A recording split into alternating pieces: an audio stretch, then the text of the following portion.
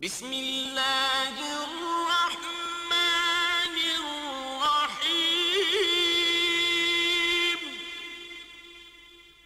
وَلَقَدْ يَسَّرْنَا الْقُرْآنَ لِلذِّكْرِ فَهَلْ مِن مُدَّكِرٍ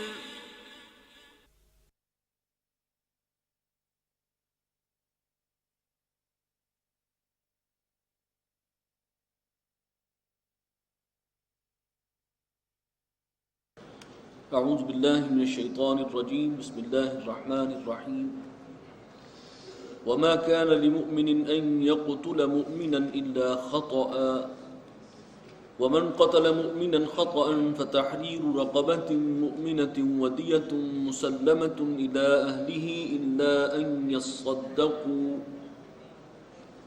فإن كان من قوم عدو لكم وهو مؤمن فتحرير رقبة مؤمنة وَإِن كَانَ مِن قَوْمٍ بَيْنَكُمْ وَبَيْنَهُم مِّيثَاقٌ فَدِيَةٌ مُّسَلَّمَةٌ إِلَىٰ أَهْلِهِ وَتَحْرِيرُ رَقَبَةٍ مُّؤْمِنَةٍ فَمَن لَّمْ يَجِدْ فَصِيَامُ شَهْرَيْنِ مُتَتَابِعَيْنِ تَوْبَةً مِّنَ اللَّهِ وَكَانَ اللَّهُ عَلِيمًا حَكِيمًا صدق اللہ العظیم رب اشرح لي صدری ويسر لي أمری واحلل عقدۃ من لسانی یفقہوا قولی۔ پچھلے رکوع میں ہم نے پڑھا تھا کہ منافقین کے ساتھ کوئی رو رعایت نہیں ہے جو بغیر کسی عذر کے ہجرت نہ کریں اور اللہ کے واضح احکام کی پرواہ نہ کریں، اور جب مسلمانوں اور کفار کا مقابلہ ہو تو اپنی کافر قوم کا ساتھ دیں، تو پھر ان کے ساتھ کوئی رعایت نہیں ہوگی، انہیں قتل کرو جہاں پاؤ۔ اس میں ایک امکان یہ تھا کہ کوئی سچا مسلمان بھی جو بیچارہ کسی مجبوری کی وجہ سے وہاں رہ گیا ہے، اس کی تمیز کرنا مشکل ہو جائے، ناحق قتل ہو جائے، قتل خطا جسے آپ کہتے ہیں۔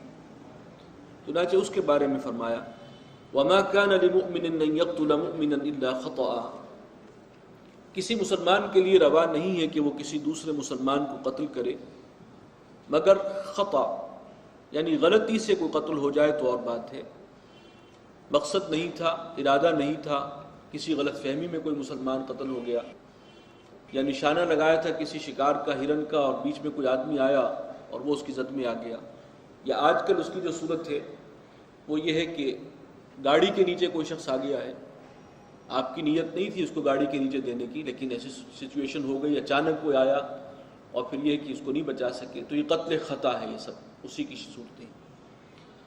تو مسلمان جو ہے کسی دوسرے مسلمان کو قتل نہیں کر سکتا، ممکن ہی نہیں ہے اگر اس کے اندر ایمان ہے، سوائے اس کے کہ خطأً ایسا ہو جائے، غلطی سے کوئی مسلمان قتل ہو جائے۔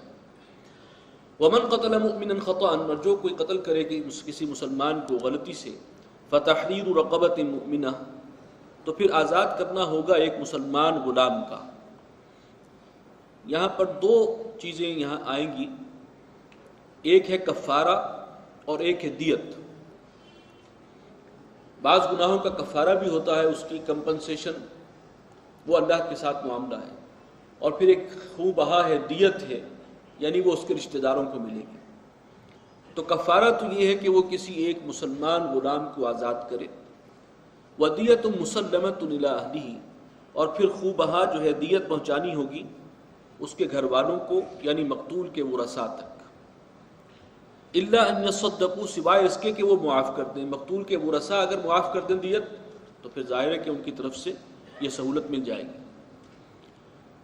فإن كان من قوم عدو لكم، اور اگر وہ مقتول کسی ایسی قوم میں سے تھا کہ جس کی تمہاری ساتھ دشمنی ہے، وهو مؤمن، وہ خود مسلمان تھا اور خطأ مارا گیا، فتحریر رقبۃ مؤمنہ، تو کفارہ پھر بھی دینا ہوگا ایک مسلمان کو کی جان جو غلام ہو اس کو آزاد کرنا۔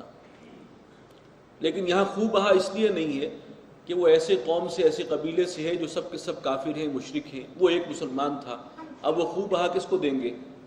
اس کے ورثاء جو ہیں وہ مسلمان نہیں ہیں، وہ کافر ہیں، لہذا خوں بہا کی یہاں ضرورت نہیں ہے۔ وَإِن كَانَ مِن قَوْمٍ بَيْنَكُمْ وَبَيْنَهُم مِّيثَاقٌ، اور اگر اس کا تعلق تھا کسی ایسی قوم سے، قبیلے سے جس کی اور تمہارے درمیان کوئی معاہدہ ہے، نو وار پیکٹ ہے، وہ حلیف قبیلہ ہے تمہارا. فرمایا فدیۃ مسلمۃ الی اہلہ وتحریر رقبۃ مؤمنہ، تو اب دیت بھی دینی ہوگی اس کے ورثاء کو، اور یہ ہے کہ ایک مسلمان غلام کو آزاد کرنا، وہ کفارہ بھی دینا ہوگا.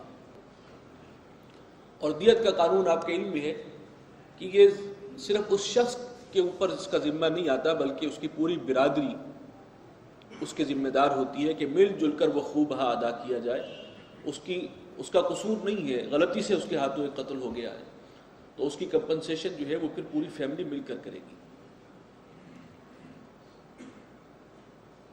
فمن لم یجد فصیام شہرین متتابعین، اور جو اس کفارے کو نہ پائے، کسی غلام کو آزاد کرنے کی اہلیت نہ ہو، نہ کوئی غلام اس کے پاس ہو، نہ یہ ہے کہ وہ کسی سے خرید کر آزاد کر سکتا ہو، تو پھر کفارہ یہ ہے کہ 2 مہینے کے متواتر روزے رکھے.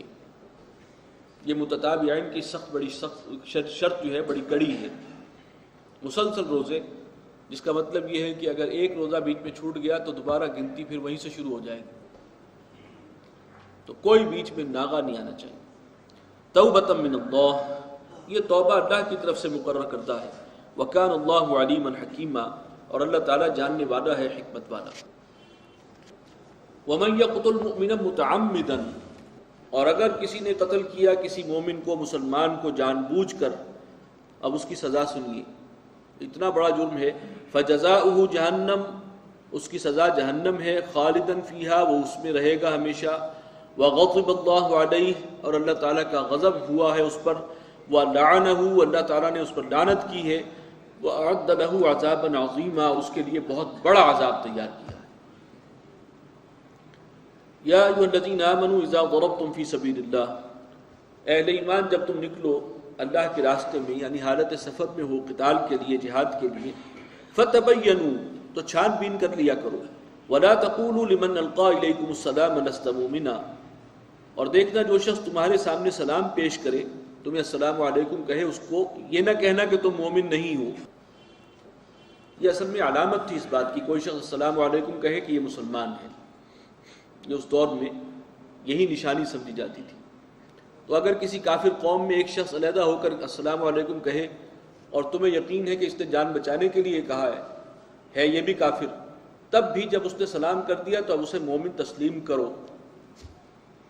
کیونکہ ایک واقعہ ایسا ہوا تھا کہ مسلمانوں نے کہیں حملہ کیا کسی قبیلے پر، اور اس قبیلے میں ایک شخص مسلمان تھا، وہ اپنے مال مویشی سامان لے کر الگ کھڑا ہو گیا، اور جب مسلمان آئے تو اس نے انہیں سلام کہا، یعنی اس بات کا اظہار کیا کہ میں بھی مسلمان ہوں.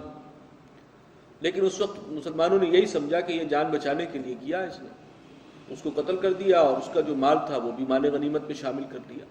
اس پر تنبیہ آئی ہے کہ چھان پھٹک کر لیا کرو، اور اگر کوئی شخص تمہیں سلام کہے تو پھر اس کو مومن تسلیم کرو، اسے یہ نہ کہو کہ تم مسلمان نہیں ہو. اتبتغون عرض الحیات الدنیا، تم دنیا کی زندگی کا ساز و سامان چاہتے ہو، تمہاری نظر جو ہے اس مال غنیمت پر ہے.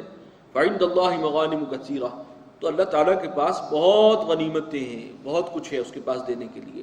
کذالک کنتم من قبل، تم بھی اسی طرح سے تھے پہلے، جاہلیت میں تھے. فمن اللہ علیکم، تو پھر اللہ تعالیٰ نے تم پر احسان فرمایا ہے، تمہیں ایمان اور اسلام کا رستہ دکھایا.